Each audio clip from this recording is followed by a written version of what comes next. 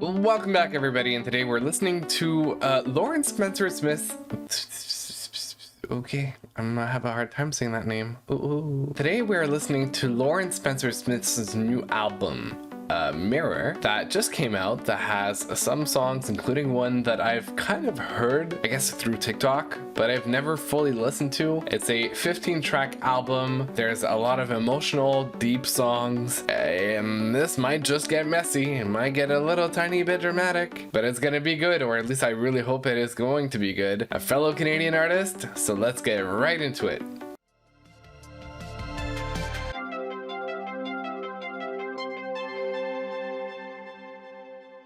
I mean, I've had a few boyfriends, just didn't enjoy them too much.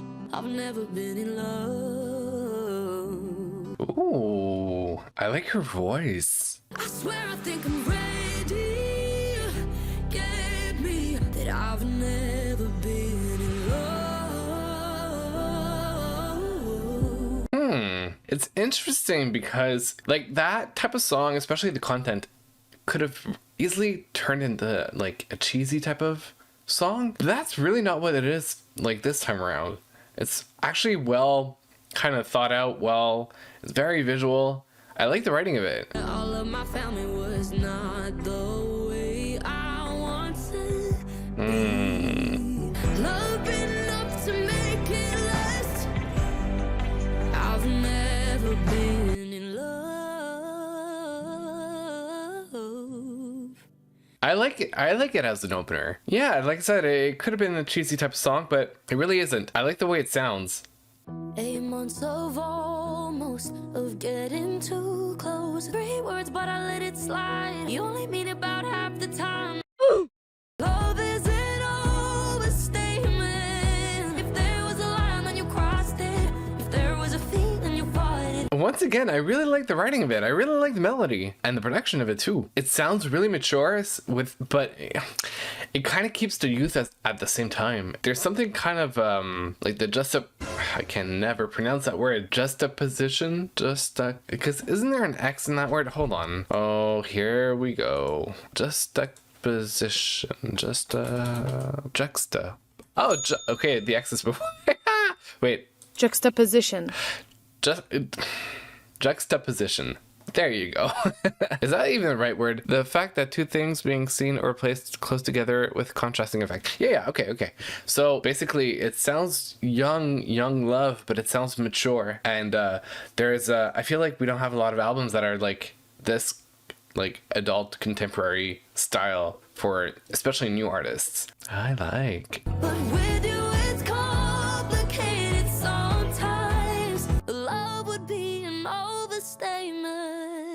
I like that piano breakdown at the end. That's a nice, like, finishing touch to the song. But also, the fact that I absolutely forgot what I wanted to say.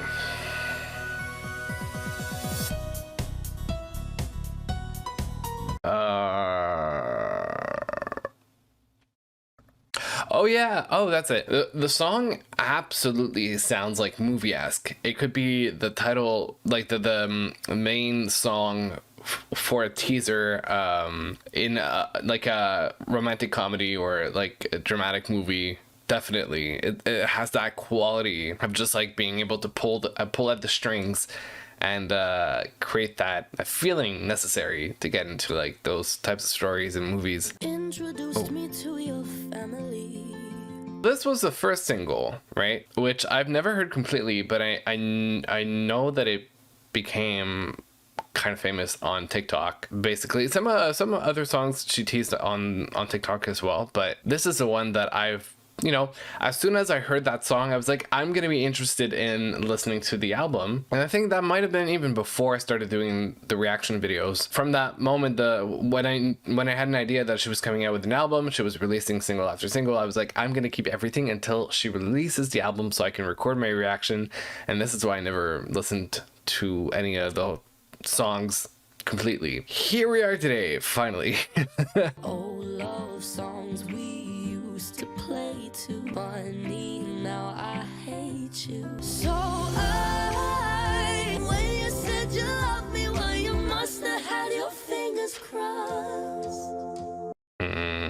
I could say I'm sorry, but I'm not. Don't deserve the one thing that you lost. Just trying to fix you and all your daddy issues. I like the harmonies that they did with her vocals. All the hours spent giving advice on how to write your songs. Wish you said you loved me when you didn't have your fingers crossed.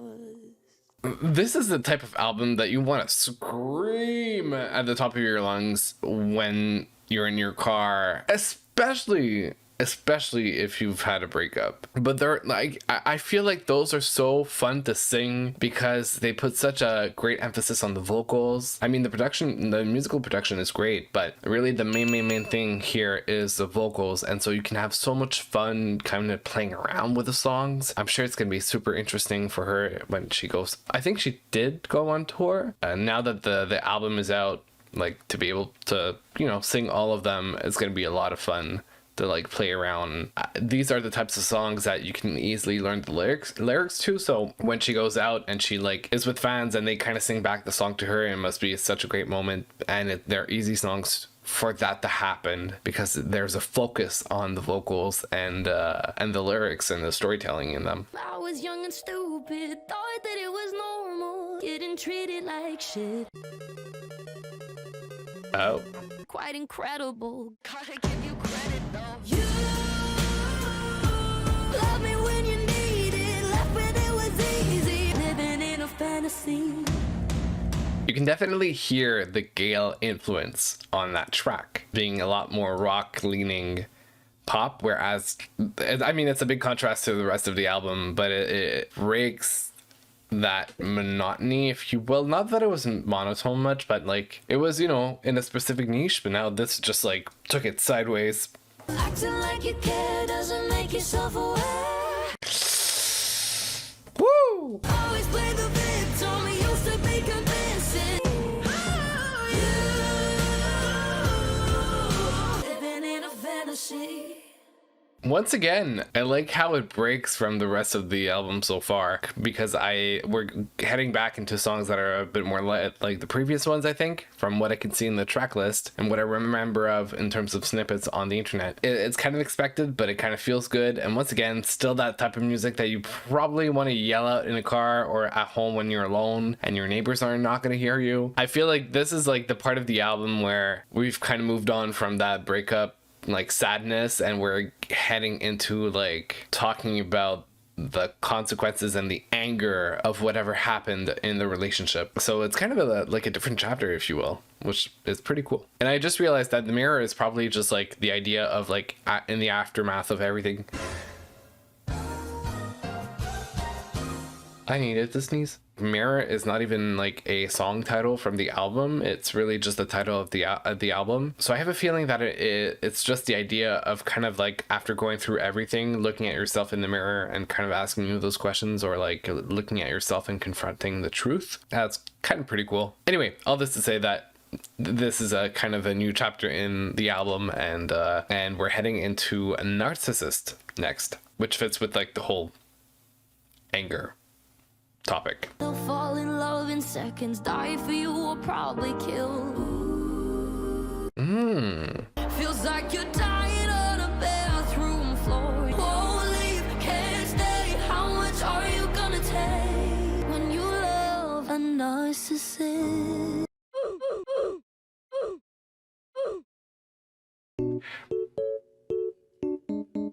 I'm not gonna spend too much time talking about it, but like being in a relationship with somebody who has some sort of like emotional or mental condition along the spectrum of narcissism. Narcissism is a step, I think, a little more difficult to deal with, in a way where to a certain extent there's like barely to no empathy at all dealing with somebody who has that type of condition. In the song, she encapsulates it so well as to how it is and how it feels, because I've kind of experienced it a little bit with a relationship in the past, and that's really how it is. It's like, first of all, it's constantly excuses, constantly an explanation, constantly gaslighting, and it just at some point you ask yourself, how much are you willing to take before walking away? Because it seemed so perfect at the beginning and it just crashed afterwards. It's really well written. Like, I like it a lot for that. The only thing they're good at's knowing how to gaslight. Yep. One little fight breaks in a war. They'll say that it's you, and the mirror's telling you it's true. Oh, that's where mirror comes from. You'll make an excuse and they'll say that it's you. Facts. And the mirror is telling you that it's true. Yeah. Because that's you start believing it. You start seeing it that way when you're stuck in that type of situation. 'Cause I felt like shit, so I know how it is. Me too. A narcissist. Yikes. When you'd yell, I would stay silent. You never noticed I was quiet. I was taught that speaking up was talking back. I shouldn't have to be the bigger person, even though it shouldn't be. I'll take the blame the way you want me to, 'cause that's what I do for you.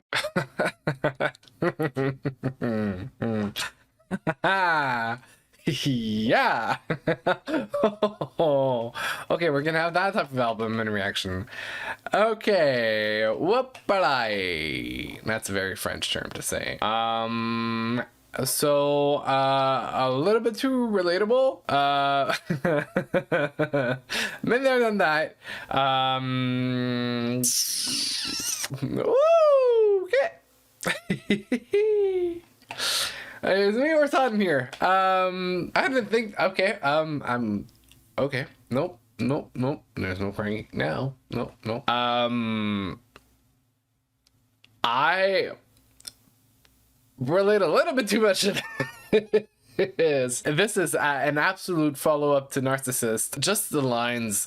I shouldn't have to be the bigger person. How come I have to break to keep us working? In a relationship, you want to feel the fun. You want to feel like, not that you're children again, but it shouldn't be a burden. It should not be a burden.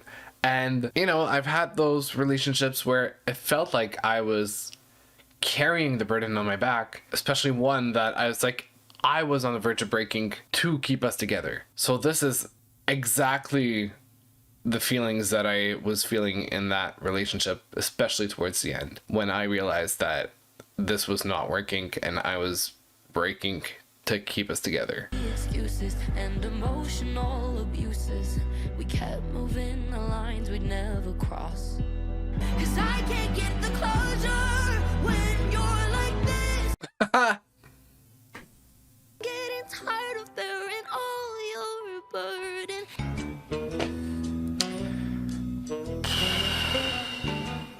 'Cause that's what I do for you.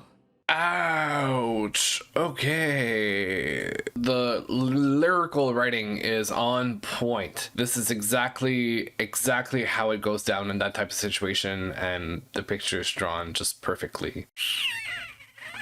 Yep. How did I become the toxic one? I keep on trying to unlearn the person I've become. Thought leaving you be easy, but what's good is never easy. And now I'm stuck in therapy. And I caved instead of running away. So even when I'm fine, I can't tell if I'm happy or I'm sad. No one ever talks about the aftermath. Yep. I knew you were the problem. Now I'm the one with problems. So I'm still stuck in therapy. Woo! 'Cause no one ever talks about the aftermath.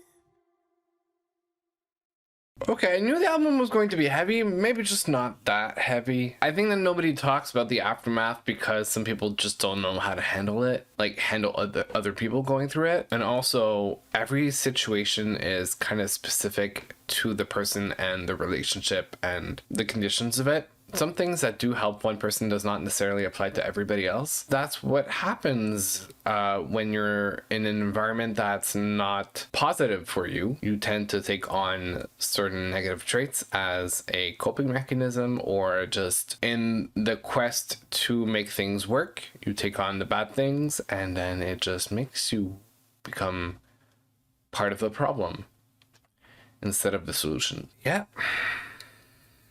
When you first told me about her, you said she was 30.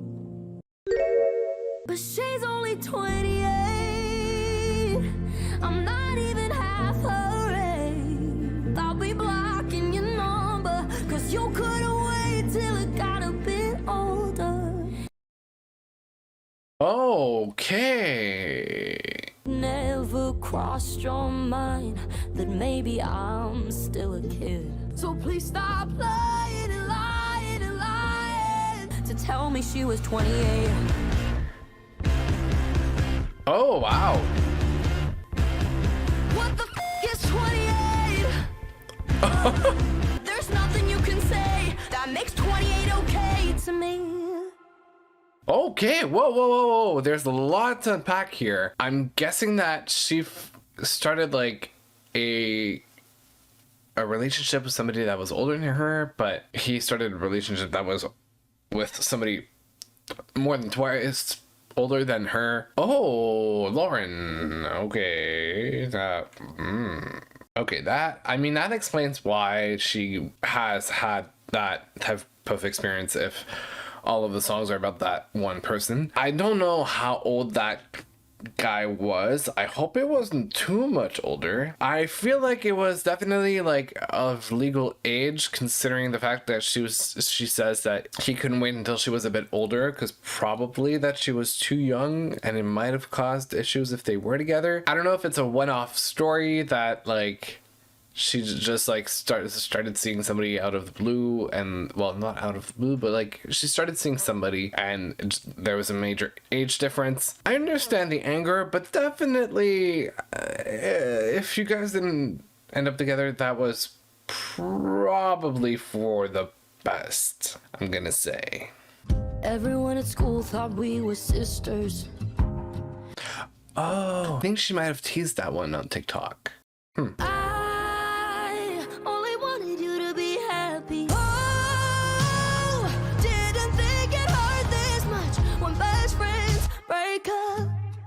It's kind of funny. There's either the situation where it wasn't meant to last and so you walk away, everything was fine and you don't feel it, or best friends to me have always been closer, I guess, even than relationships. And so if there is a certain breakup to it, it could be as messy and as painful, if not more, than love relationships. I think it's nice to hear a song about it, because we don't get to hear the topic very often in music. But why did it have to be without me? I just always thought that it'd be love. Now you don't know me at all.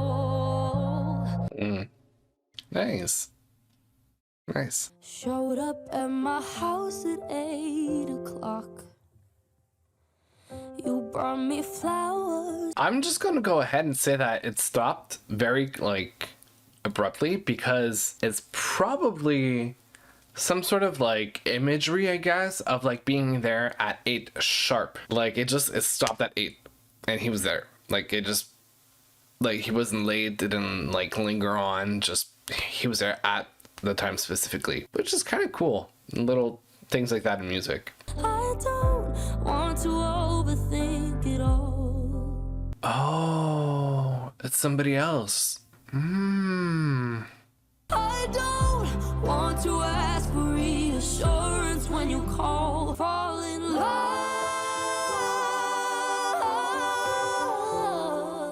Oh, that was beautiful. But what if I'm too hard to fall in love? I think that vocally this is the track that I liked the most, and I especially like that kind of when it picks up. There's something to it, the way she does it, like I don't, and then it kind of goes back into it. I honestly, her vocals really sound amazing. Overall, globally on the album, they sound really, really good.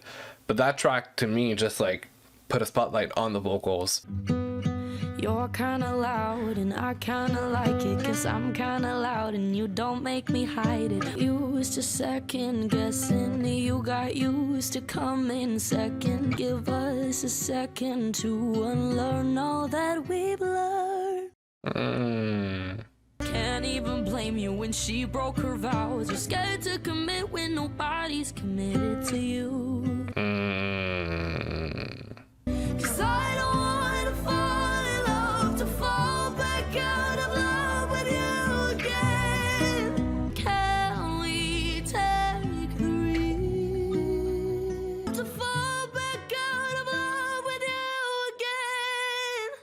The songwriting really reminds me of Adele, like her style, the way the vocal melody is built and the writing patterns in the song, even the production, especially in the bridge where it kind of goes like a little more intense. It really reminds me of Adele. I think especially 25. I really like that one too. To meet your family, introduce me to them saying that you'd marry me. Say it's just a joke, then you'd kiss me and I smile. Did you even know? Make a fool of someone else. Now you've only gone and made me make one of myself. Oh no, not another one. 'Cause when we fight, you give me space and I communicate. And for a while, I thought that That's another one I've heard on TikTok. Okay, I was like, it sounds familiar. Then I got to the chorus and I just remembered. young people fall for the wrong people. Guess my one was you. You'd ignore me, could've told me you were seeing her. Kinda hate myself for Oh, hold on a minute. I think that has to do with the first person, because she says, pretend I haven't found a man who finally treats me right. That is probably the other person from before, and this is kind of a flashback moment, because I like how linear the storyline is in terms of like timing. Like, it actually, the sequence of the songs seem to be in order. So I was like kind of taken aback at first, thinking that she had found somebody and this was that second person kind of not going well with them. From what I understand, this is kind of a letter to the first one that messed up, saying, hey, you messed up when I was with you, and I remember these memories of meeting your family and you telling them that you're gonna marry me, but saying it's only a joke. That line of pretend I haven't found a man who finally treats me right now makes a lot more sense, or makes the whole song have more sense in the timeline of the project. if it's hurting you, then leave and go and get some help. Woo! Get some help. Yikes. If anything I've learned is that you should watch yourself. If it's hurting you, then leave and go get some help. Go get him. I want the picket fences, 2 IKEA twin beds for the kids. Okay, this is about the second guy of the album. Got it. And I know you want the same. I hate the middle and skip to the part when you kiss me. Aww. Aw, that's a cute song. Can't relate.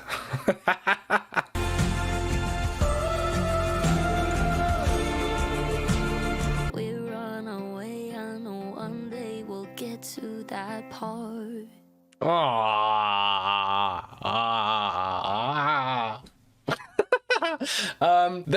It's another, like, it's funny. Well, if it's not already posted by now, spoiler alert, but also we made it that far in the video, so I guess you deserve a spoiler for sticking around that long. But I reacted to another album by Weird Aura, and the last song of the album is another type of like big love type of song like this, and these are like all songs that you can propose to. Just it's like sappy and beautiful, and I'm happy for them because I don't have that. That being said, once again I really like it. It really sounds movie-esque, and I'm happy that the end of the album is taking a positive turn and it's not too sad, or like we didn't stick in that more of a negative emotional storyline, and that we went back to, you know, the good guy, that we didn't go back to the bad guy and then had more going on, but really she was able to move on and, you know, get somebody who actually cares about her. I feel like a proud father. Congratulations, Lauren. I'm happy for you. I'm happy for you. This could be something, and that makes me nervous. But when we're together, I think that we're perfect. And I'll say it first if you do. I love you. Do you love me too? It's funny, the I love you really reminds me of like early 2000s pop music. I like this. It's one of those productions that or songwriting that stands out from the rest of the album, for it being more of a poppy type of writing. I like how kind of, yeah, mainstream pop 2000s it sounds like. And I wish that we'd say it, but scared it will change us. Know that you want to. It'd be nice if she brings in like a good beat behind it, like a good drum pattern. Ooh, say it together, yeah, I love you. I love you. I guess I'm not getting it. Say it together, yeah, I love you. Oh, I just remembered what it reminds me of. It reminds me of the song Jet Lag by Simple Plan, and the way that the melody is built in the chorus especially. Give me a second. You say good morning when it's midnight. Heart is so jet. Yeah. This is what it reminds me of. The construction of the lyrics and the vocal melody really gives me like, obviously it was a lot more rock, a beat, and faster in tempo, but the notes are sort of similar, the melody is sort of similar, and the construction of how it's sung really reminded me of the song. So it would have been cool to have kind of a more like intense ending, leading towards a rock, which could have done like a callback to the song that was made with Gail and M. Behold. I hope I pronounced it right. Didn't know it in the moment that I wanted something different, but I only saw the broken. Why I spent all those nights crying, nearly getting suicidal. Oh, I'm thankful that I lost you, 'cause I finally found somebody else, and he loves the things about myself that you never loved, and I'd do it all again. It's really interesting. Let's go into some sort of like psychoanalysis for just a second. Let me put on my robe and let's put on the glasses, and I'm gonna be your psychologist for today. Okay, maybe not. In life, and especially in love situations, there's really two paths that you can take when it comes to dealing with a situation that is that heavy. It's either that you learn from your mistakes, move on, find something better, look back on it, and don't regret it, or you kind of repeat the same mistakes again because you haven't learned your lesson and you keep regretting it all the time, but you don't understand why, and that's really because you just haven't learned what you had to learn. And I'm really generalizing here. There are a lot of different situations with exceptions and like different patterns, and there's no one or two ways of going about these types of situations, but I think that she's really narrating the storyline of actually learning from your mistakes, looking back and no longer regretting it. It was painful in the moment, but you actually learn so much from moments like this in life. Speaking from experience, really, because I understand what she refers to and what she's been through. There's a part where you kind of are able to move on and look back on it and say, well, you know what, it changed me for the better at like long-term wise, and I learned what I had to learn, and I'm better than I ever was before. The people that are unfortunately at the other end of the situation that usually cause a hurt in the relationship usually, or you know, typically don't get in a better position afterwards. For one, excellent closing to the album. Two, I mean, I'm happy that somebody highlights that type of storyline. And three, good for her. Really just good for her. 'Cause if you never gave me up, I wouldn't have the one I love. But I spent all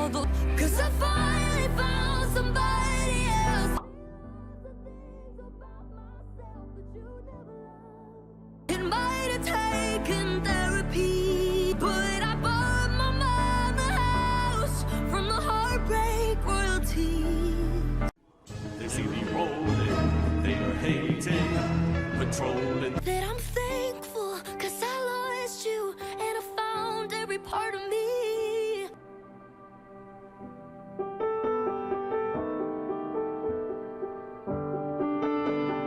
I could say I'm sorry, but I'm not, and I'm so thankful you had your fingers crossed. Oh, that is so cool. That's a oh.